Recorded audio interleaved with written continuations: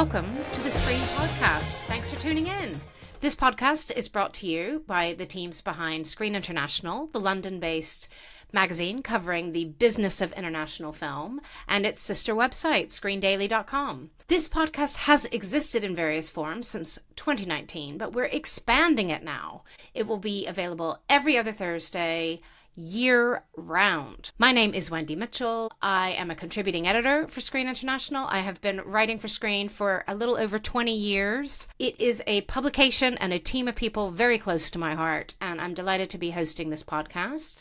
I'm joined first today by Screen Editor-in-Chief Matt Mueller and Deputy Editor Louise Tutt. So a big welcome to Matt and Louise. Hi, Wendy. Hi, Wendy. Thanks for joining us.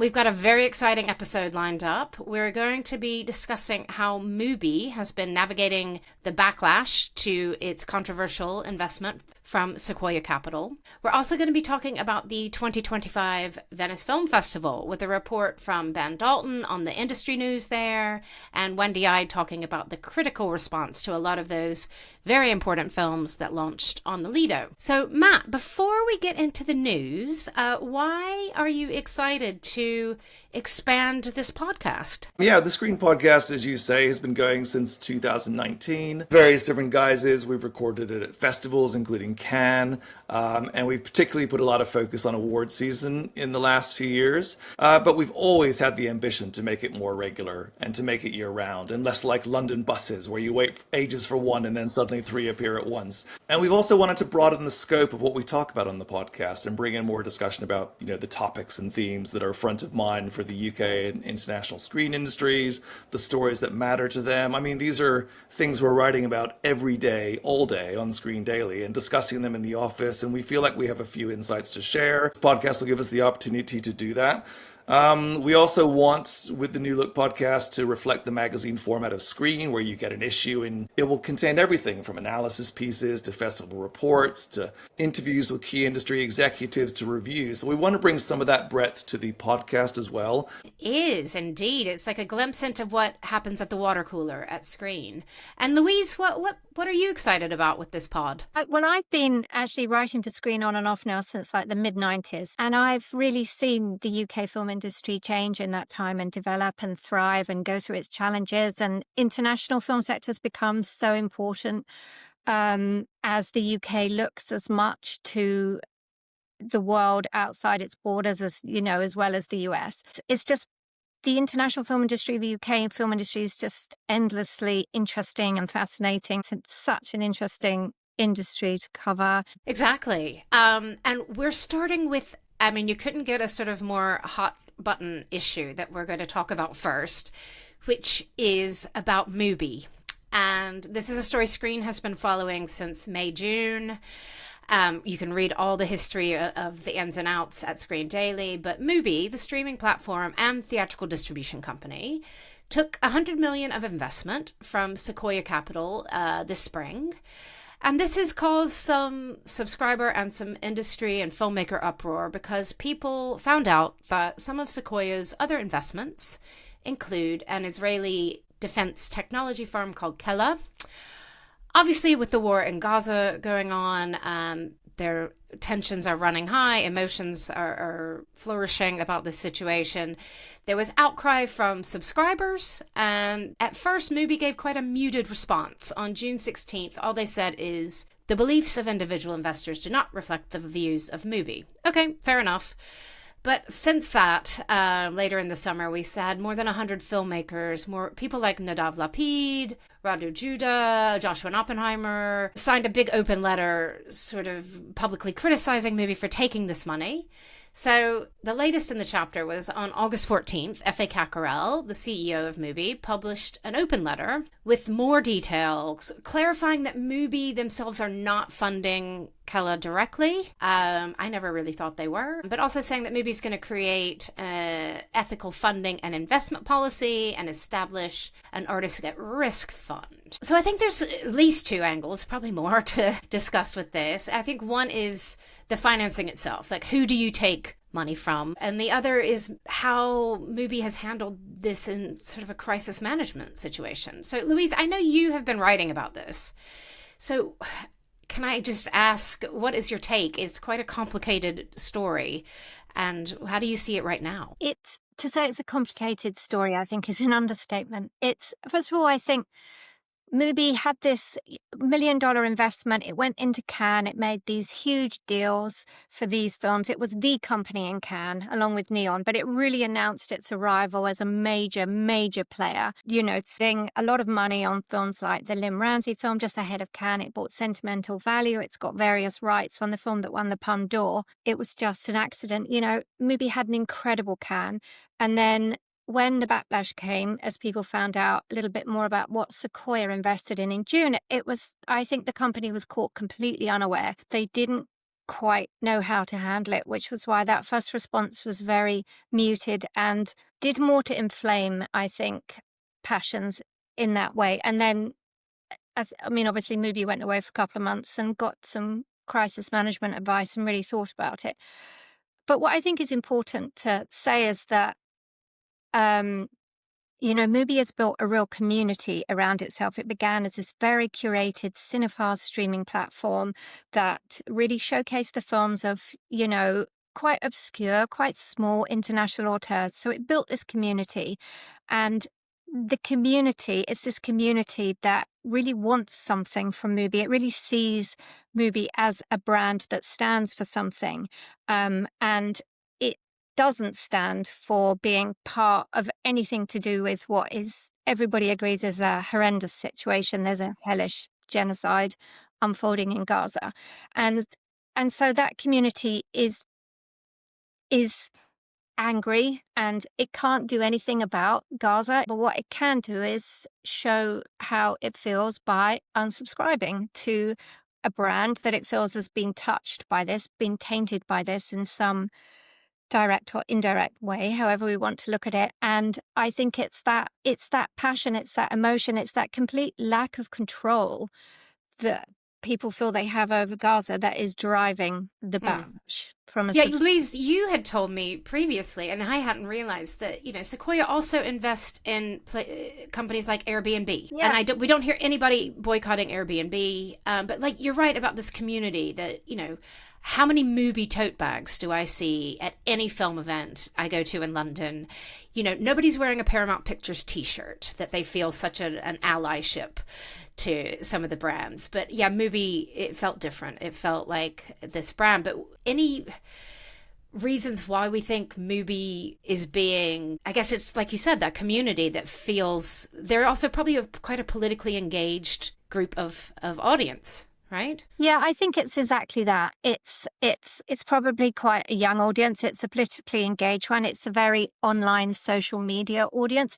Although, this has, something that starts online now has real world consequences. And Mubi had to cancel its Mubi Fest in Mexico City due to, concerns about public safety, due to public protests around the Sequoia situation. I mean, it's having real world implications, and the rest of the industry at the moment is just broadly very happy that the spotlight isn't on them, that it hasn't happened to them, because it's that thing of corporate finance. When you pull that thread, who knows what you're going to find. Matt, how are you thinking about this very hot topic with Mubi? Yeah, it's looking at, as you say, the industry reaction. In some ways, what the industry thinks is less important than what the Mubi audience thinks, but I think it is definitely impacting them in the fact that we know, for instance, at least one festival has turned down Mubi money now. So there's even a concern, we're not going to name that festival, there's a concern to be even associated with what Mubi is going through, and I think because this topic is so passionate for so many people, Mubi is they're in a very difficult sort of circumstance right now. I think LFF will be interesting, whether there will be protests. I think also the fact that they have so many films of theirs are going to be award season contenders, and what they very much tried to do in Venice, or maybe they didn't sort of specifically try to do this themselves, but obviously they weren't speaking on the record apart from Effie's letter published ahead of time, but the filmmakers that they worked with were therefore being asked in their press conferences what they thought about it. And, some of them, like Paolo Sorrentino, were very much like, I'm not going there, talk to Mubi. Yeah, not my discussion. Not my area. And then, of course, you also, the one filmmaker who did reply in an interesting way was Jim Jarmusch, who, of course, then went on to win the Golden Lion with Father, Mother, Sister, Brother. But I think he Which said some movie really, has some territories on, yes. which has some territories on, exactly. And I think he did say some interesting things. I mean, he sort of expressed his own kind of, as he sort of said, feeling disheartened and how did he put it? Yeah, I think he said he was disappointed. Disappointed and disconcerted by the funding that Mubi has received from Sequoia. He said that Jason Rappel, a very top executive at Mubi, had phoned him as soon as the information came out to kind of reassure him, because as Jim Jarmusch pointed out, his involvement with Mubi came before that became public knowledge. Yeah. But then Jim, he made a very kind of salient point, which I think is, I'm an independent filmmaker. If I'm trying to make my films and I'm trying to find money in the open marketplace, I'm sure I'm taking money from some unsavory quarters, and I think if you lift the lid on this industry in a lot of ways, where filmmakers get their money from, where filmmakers send their films to, where filmmakers send, their titles are sold in, and therefore they benefit financially from that. There's a lot of kind of countries who have their own kind of very unsavory track records in human rights and oppressing parts of their population. So this is not an Israeli Gaza specific problem for the industry.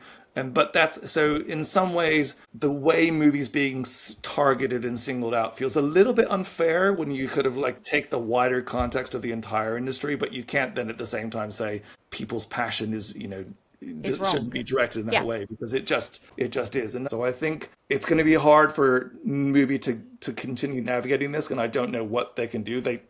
Effie needs to go on the record and do a big interview. Yeah, Effie really does need to do a big interview now. I think we've all agreed. I think we've asked. We have asked. We'll see if that will come. Yeah, we have, because I think there are lots of questions.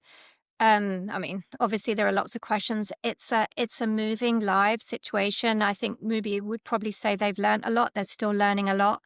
One of the things, that struck me in the letter that Effie wrote was about creating this ethical funding and investment policy. And it very specifically says to set clear criteria for future funding partners, establish safeguards that separate investor interest from editorial and commissioning decisions, and outline a process to review and address any concerns that arise. That's very specific. That strikes me as interesting, that, that's who, as I say, but I can't speak for Mubi, but that sounds like they wouldn't do the Sequoia deal again. But what's interesting about that, though, is what is their relationship to Sequoia? Does Sequoia have any kind of even they've given them $100 million, are they involved in any kind of editorial decision making, or do they get consulted? Again, as you say, Louise, this would be interesting to ask. This would be interesting to ask Effie, yes, and I wonder what he would say on that. But it's you set up an ethical group going forward to make sure that you're not going to work with, but at the same time they're not going to give that Sequoia investment back. I don't think. I imagine they've already spent quite a bit of it. Yeah. So I just wanted to mention that there is a precedent where somebody did give back sort of troubled money, and that was Ari Emanuel with Endeavor. He gave back, I think it was $400 million of Saudi investment in Endeavor back in 2019. This is when Saudi investment wasn't as widespread as it is now, and perhaps seen as more problematic. But yeah, I think we're pretty sure Mubi has spent that money. Not least on the very eye-watering $24 million deal for Die My Love that Louise mentioned in Cannes. But I will say, F.A. comes from a tech background. He comes from the banking world. He used to work at Goldman Sachs. If anybody out there can raise a different $100 million and maybe pay back the Sequoia and make this all go away, I would hope it could be Effie.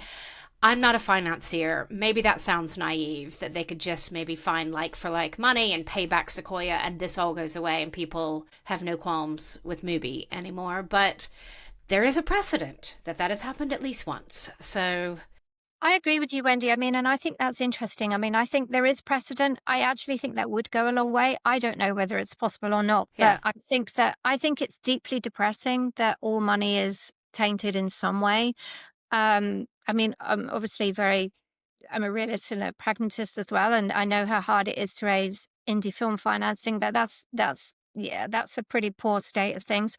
What I think is interesting is that what I don't understand is I never thought Sequoia were making any editorial decisions anyway, but surely any money that Mubi makes for Sequoia must be making money from its investment in Mubi. And it's, in general, that money is going to Sequoia, which in general is then feeding back to its other companies. I mean, again, this is what I would like to talk to Effie about. This is what I'd like to understand. And we have asked Mubi repeatedly to have an interview with them, and we are hoping to do that at some point. So hopefully we'll be able to do that either on the podcast or in Screen Daily or both. Yes, great. We'll keep watching this as it unfolds. Also, just to make it really clear that in that open letter in August, that FA did say any money that from Mubi that goes back into Sequoia does not go to Keller.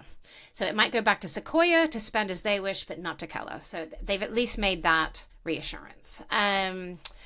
Goodness. I think this is a situation that we're going to keep watching as it keeps unfolding. And, it's like you said, there's a genocide going on and people are upset for good reasons. And I think people are trying to do the right thing. And I would have no doubt that Mubi is now trying to do the right thing. And I do think Mubi is an important company in the independent film ecosystem. And nobody wants to see them hurt. So I hope everybody can figure this out. Effie, get in touch. We're ready for your interview. So thank you, Matt and Louise, for those insights. We're going to keep talking. We're going to keep following this story on the podcast in coming episodes, I'm sure. But now I'm going to go talk to Ben Dalton and Wendy Ide about what they saw and heard in Venice. And of course, some of that includes Gaza. Politics is embedded in every festival now. So we'll keep this conversation going. But thanks for joining me, Matt and Louise. Thank you. Thanks, Wendy. We've seen the Venice Film Festival wrap another very buzzy, very starry edition earlier this weekend. And I'm going to catch up with Screen's senior UK and international reporter, Ben Dalton, who was on the ground as part of Team Screen. So, Ben, you've been going to Venice for a few years now. I know you love it. How do you think this year's edition has compared with a few recent years that you've been going? Hello, Wendy. Well, yeah, Venice has been in its full regalia for, I think, what seems to be a very well-attended edition. We've seen premiere screenings across the days of the festival that have been sold out almost across the board. We've seen the boats going back and forth across the water in Venice, absolutely crammed with industry folk, with talent from the films. And then we've seen, people enjoying a spritz or two in the evenings, after hours at Isola Adipo, a collection of bars by the water. So I think it's been a strong edition of the festival. We'll see more business going on in the coming weeks, but Venice is a great combination of exciting new films, one of the world's most unique cities, great food, great drinks, and it sort of puts everyone in a good mood. And no market means people are perhaps a bit less stressed than at other festivals, although I'm sure PR people would say otherwise. But overall, I think that, I think most people who've come here will have had a good festival, had some good discussions and seen some strong films. And what would you say about business? Because Venice isn't traditionally a place where we see a flurry of deals announced, even less so than in Cannes. And, one thing you mentioned, Netflix has big films there. So those aren't acquisitions titles. It just doesn't feel like we've seen deals really being announced, maybe for some tiny films and some of the sidebars. But are those deals, they're going to come in the next month or two? Is that what you think is happening? Absolutely. As you say, this festival welcomes the big streamers and the studios, as well as smaller independent titles. So a fair few of the competition titles do already have distribution in place. We've got 3 with Netflix. Mubi has select territories on 4 of the competition films. And then you have companies like A24 with The Smashing Machine. So there's not that same business going on the ground that you might see in Berlin and in Cannes. There have been a few deals for some of the sort of sidebar titles, but I would also say there are still gems to be found out there. There are deals to be done. We've got films like Late Fame by Kent Jones, starring Willem Dafoe, Greta Lee. That's by indie favourites Killer Films. Cinetic is selling that. And so there's territories to be sold there. We've got Mark Jenkins' Rose of Nevada, which has got people talking, with George Mackay, Callum Turner, protagonists selling that.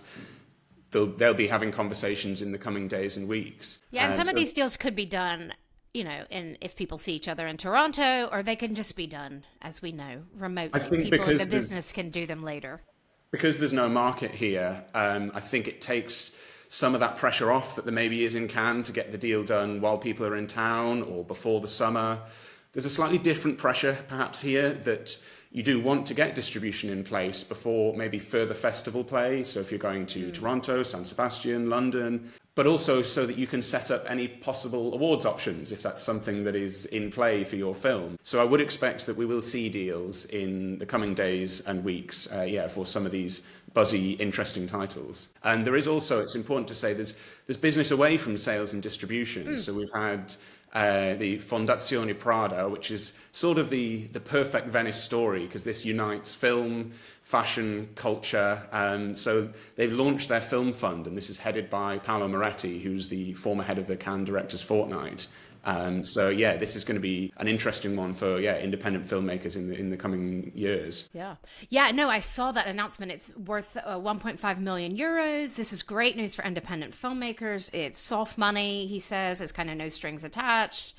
He's also got some really smart people on the sort of advisory, or maybe they're reading scripts and things, like Michelle Carey and Sergio Fant, ex Berlinale. So I'm excited. That's, any time there's a new fund, this is reason to celebrate. I just wanted to mention, it's not, we don't call it a market, but the Venice Production Bridge welcomed about 3,300 industry people. And what's funny for me to see personally is I had not been to Venice, as I told you, in 11 years. Until I went back this year. And so 11 years ago, this was a very nascent idea. And people were like, does Venice even need an industry set of activities? Aren't we just here to drink spritz and watch films? And to see how it has grown in those 11 years was really remarkable for me to see. I mean, it's under the leadership of Pascal Diot. That third floor of the Excelsior was really busy. There were a lot of meetings, a lot of talks. I'm just going to mention the gap financing market because they pick 40 features, and it's really something unique. It's not a typical co-production market. These films are sort of further along. They had some big name filmmakers in there, like Emily Atef, Ulrich Seidel, Babak Jalali. I spoke to Tina Garavi, who's a UK and international filmmaker, and she has her new project in that gap financing market as part of the UK focus they had this year.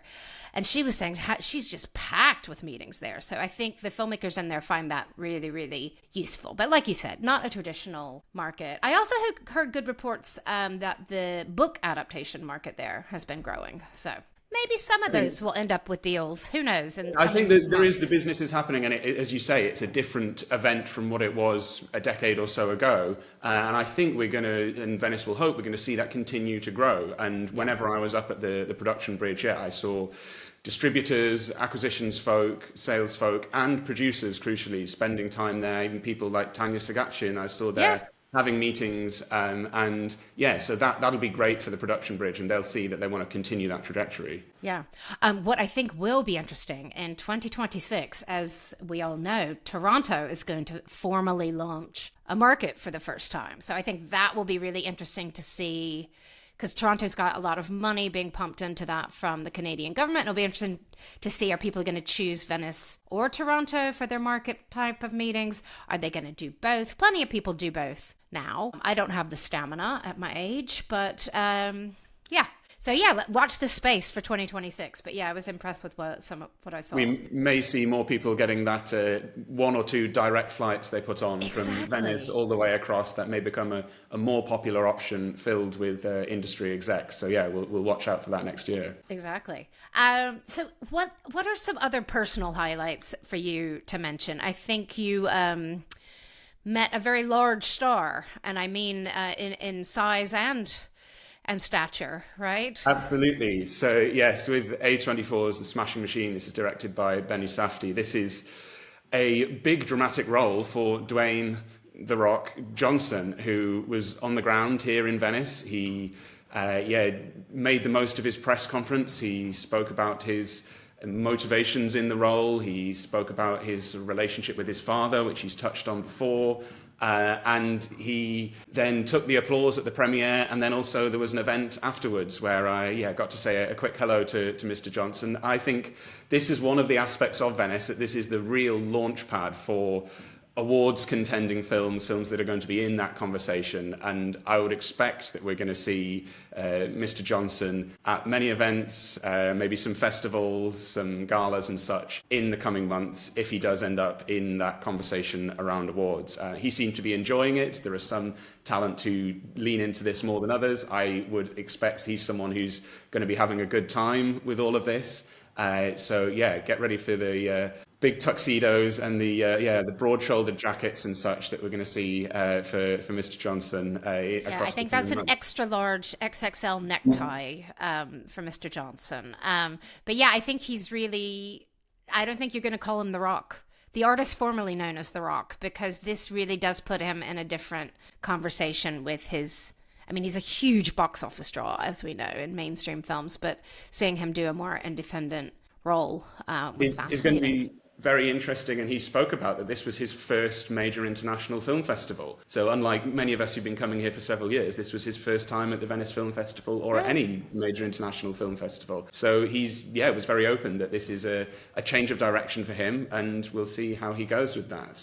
But then also we've had a Canadian gentleman making his own work here on the Lido. Only a few months after the studio launched to great acclaim, Seth Rogen has been everywhere in Venice these past few days, doing research, by his own word, for season 2. So he's been at press conferences, parties, premieres.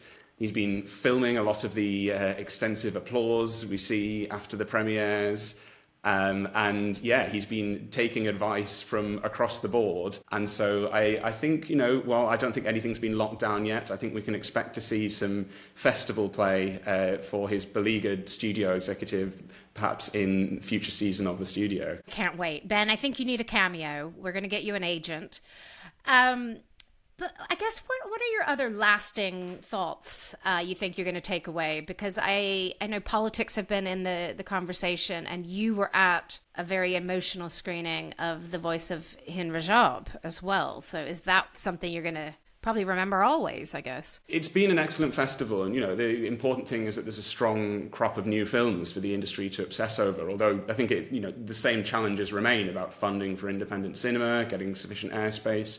But in terms of a talking point that has really been everywhere, it has been about Gaza. That's been dominant across the festival. Look, the film business is a business, but it's also one filled predominantly with decent people who are horrified, many of them, by this sort of humanitarian crisis that's going on.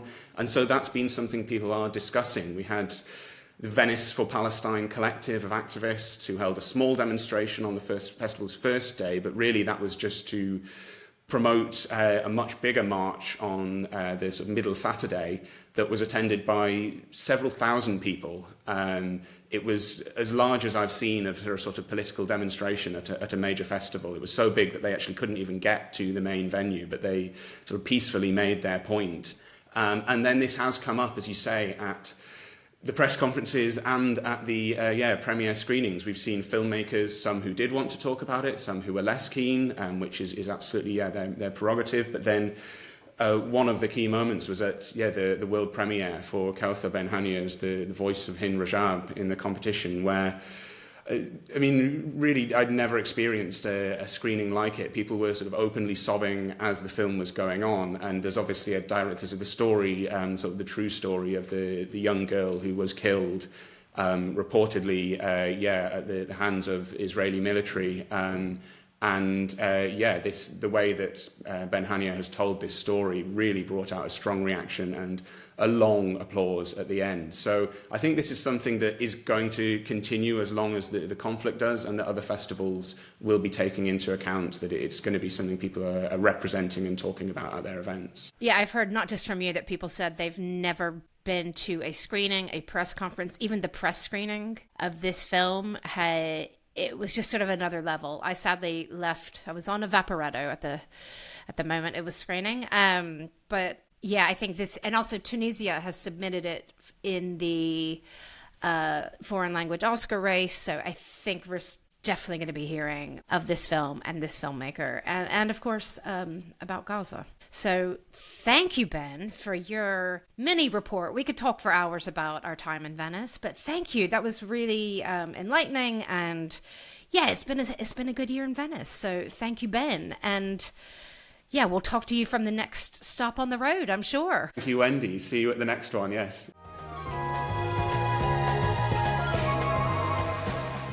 So we had talked to Ben while he was still on the ground in the final days of the festival, and now that Venice has wrapped, we are coming to Wendy Ide, who is Screen's senior international critic. She's back home from Venice, probably swirling with many films in her head, and we just wanted to get her take on the critical side. You know, how are the actual films, the real measure of a festival? So, Wendy, thanks for joining us. Oh, thanks for asking me. I guess overall, the first question everybody always wants to know is just how good was the competition this year? So overall, was it a good year for competition? I think it was a pretty good year. I was pleasantly surprised by quite a few films. I mean, there were a couple that didn't live up to my expectations. We'll get to that later, yes. I imagine.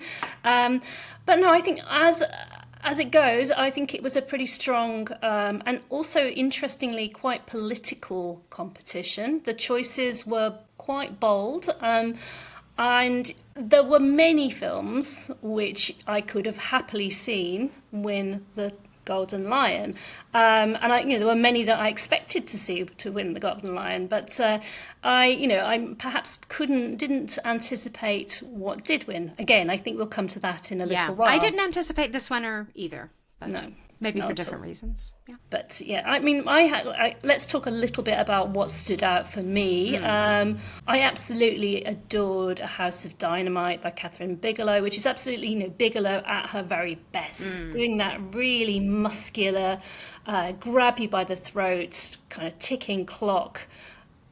Absolutely devastatingly thrilling. I also adored Park Chan-wook's film, No Other Choice, which I think that the register for this film, it's a little bit more sort of broadly comic than we're used to seeing from him. But again, there is a sort of political element to it because it's about corporate mistreatment of the little man, and what it feels like to lose everything, to lose the job that you've dedicated your life to, and in this case, the man who loses his job goes completely off the rails and starts a killing spree, which is very funny, but obviously there is a serious element to it as well, I guess.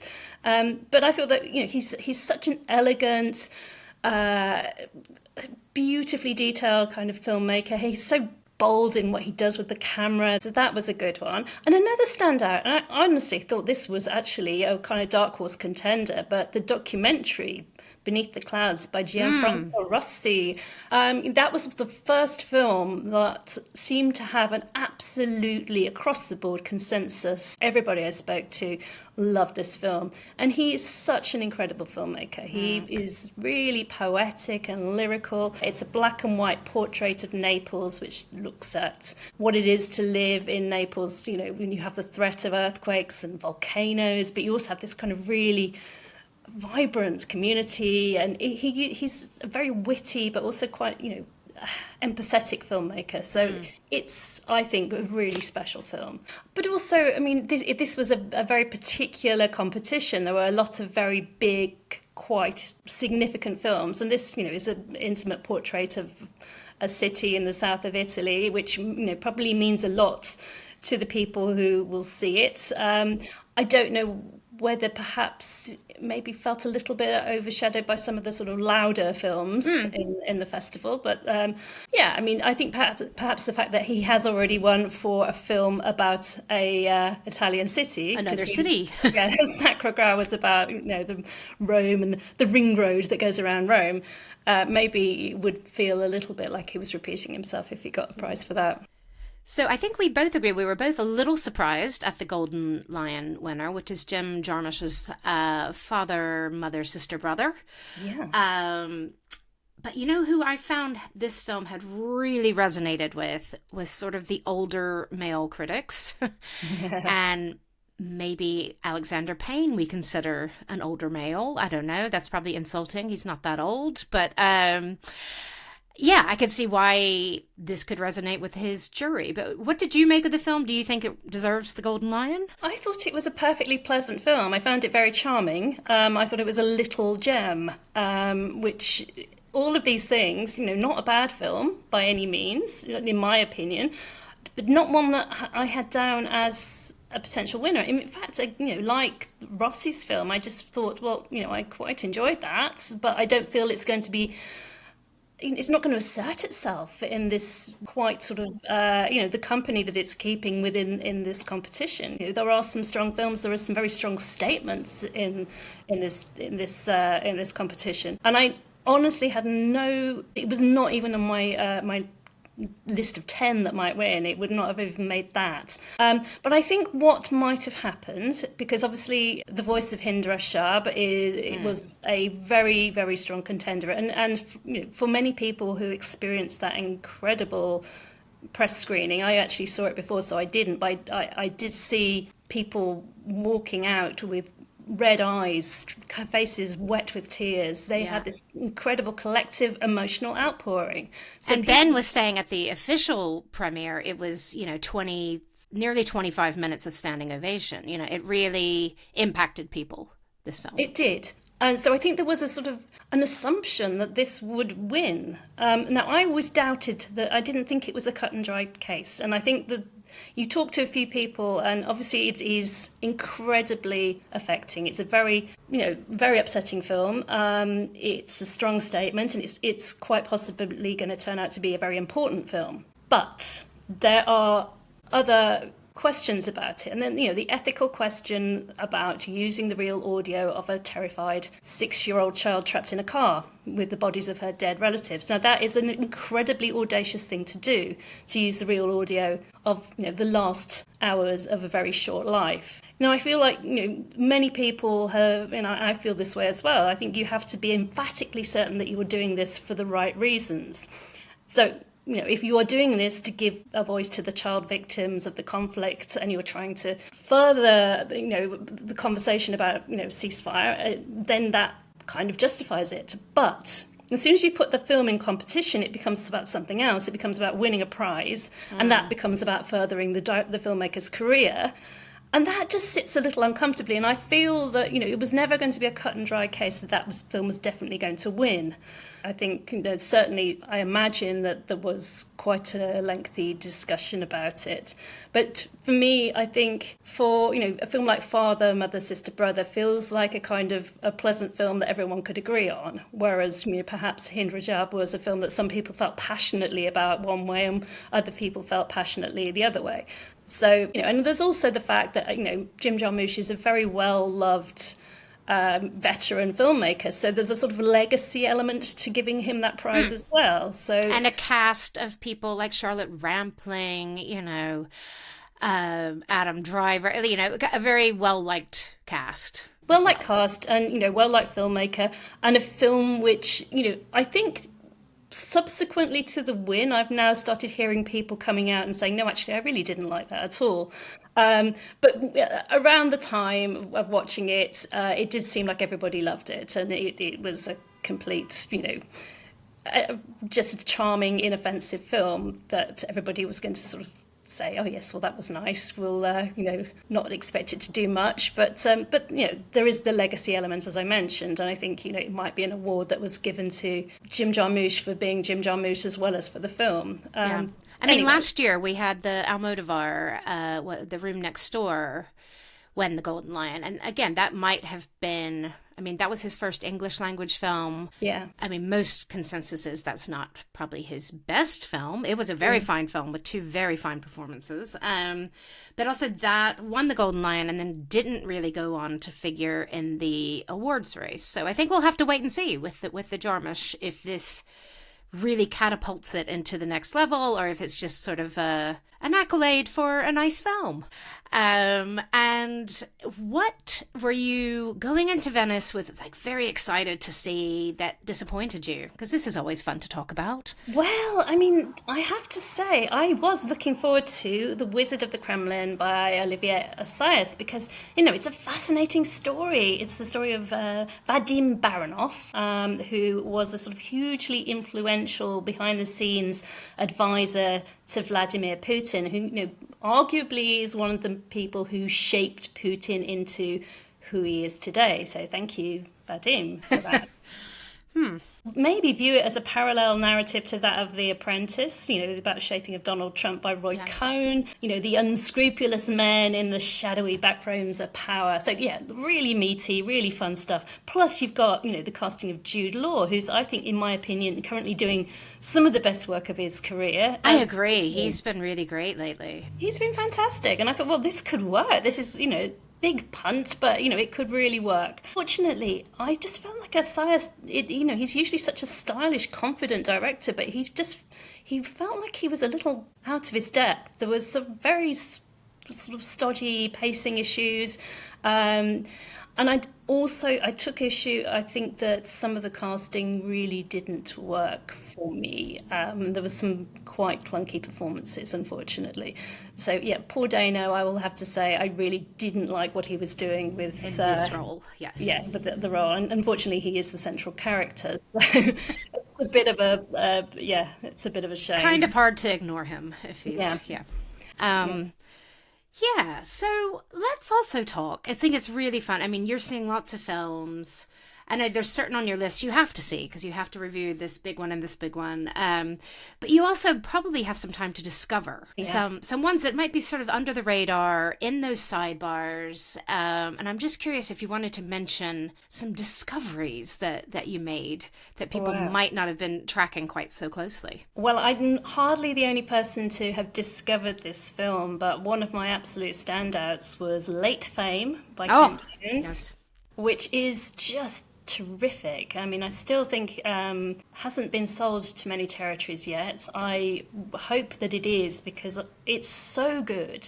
It's about Willem Dafoe as a sort of former poet who is rediscovered by this gang of kind of artists, dilettantes, sort of, but it's so good. And I think, the standout for me is, Greta Lee, and what a performance.